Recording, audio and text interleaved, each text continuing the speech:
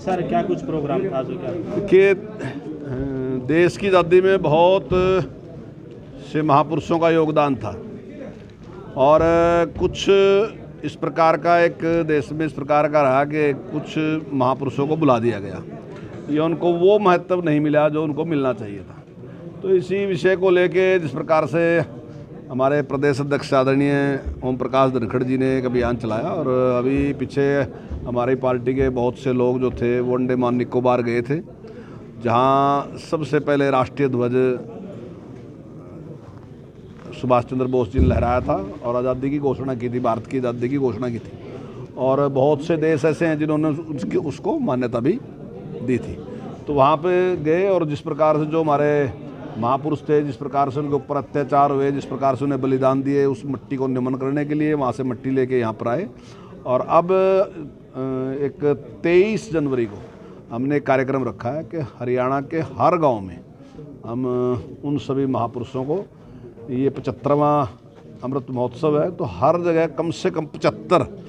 हमारे लोग इकट्ठे होंगे और उन सब महापुरुषों को नमन करेंगे। और अगर उनके परिवार से जो भी लोग हैं, अभी जैसे आज़ाद हिंद फौज में जो लोग रहे उनमें से तो बहुत कम संख्या है, अभी जैसे अध्यक्ष जी कह रहे थे 8 ही लोग हैं अभी उनमें से जो अभी जीवित हैं, लेकिन उनके परिवार के जो लोग हैं तो उनको वहाँ पर बुलाएंगे और उनको नमन करेंगे, उनको सम्मान देंगे। तो ये सारा का सारा इस प्रकार से कार्यक्रम पार्टी ने आयोजित किया। मंत्री जी, आपके पास शिक्षा विभाग है और आज भी 16,815 ऐसे शिक्षक हैं जिन्होंने कोरोना से बचाव की पहली डोज नहीं लगवाई। आपकी प्रतिक्रिया? नहीं, देखिए उसमें मैंने उनको आदेश दिया था और अगर इस प्रकार से वो नहीं लगाएंगे तो उनको स्कूल में आने के लिए मैंने मना कर दिया और अगर ऐसे कुछ हैं तो निश्चित तौर से उनके खिलाफ कार्रवाई करेंगे। अध्यक्ष जी, कुछ विधायक जो है ऐसा आवाज़ उठा रहे हैं कि जो अधिकारी हैं उनकी बात नहीं माने, आपकी क्या प्रतिक्रिया? कैथल की बात की जाए तो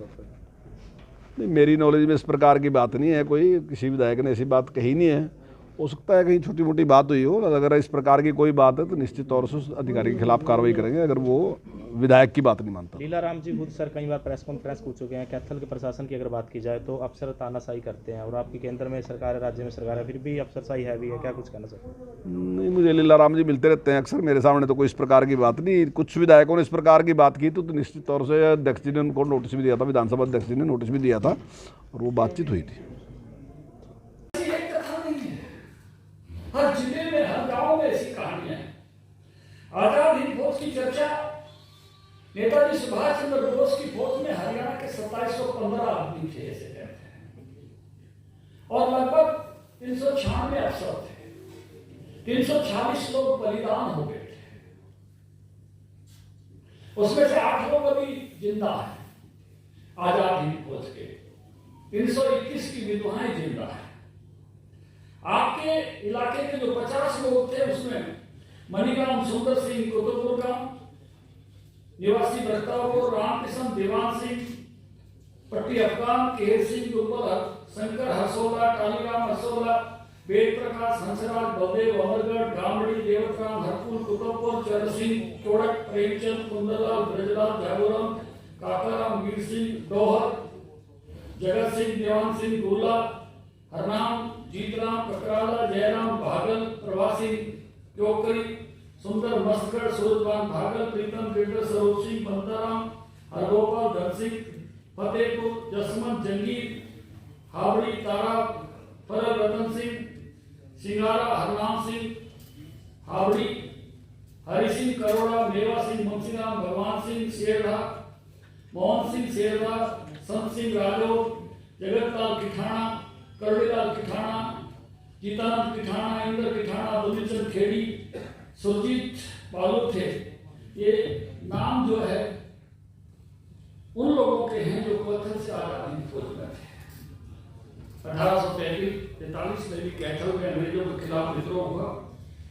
गुलाब सिंह और साहेबपुर ने इसका नेतृत्व किया था, लेकिन ये लड़ाई सब हमको बताई नहीं गई। इस लड़ाई को जितना गौरव मिलना चाहिए था, 1857 के पहले स्वतंत्रता संग्राम को जिस प्रकार से याद रखा जाना चाहिए था, जिस प्रकार से आजाद हिंद फौज के वीरों को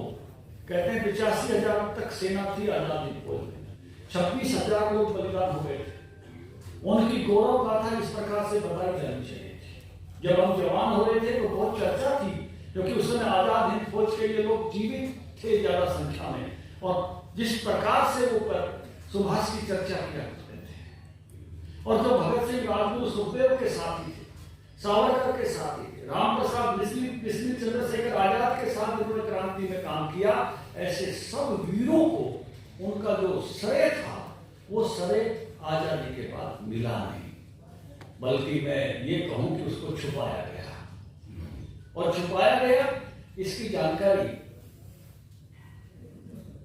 मुझे जब मोदी जी ने स्टेच्यू ऑफ यूनिटी का काम दिया तब मिली बहुत सारी ऐतिहासिक जानकारियां। मैं सौभाग्यशाली हूं कि उन्होंने मुझे काम दिया। जब मैं हैदराबाद गया, मिट्टी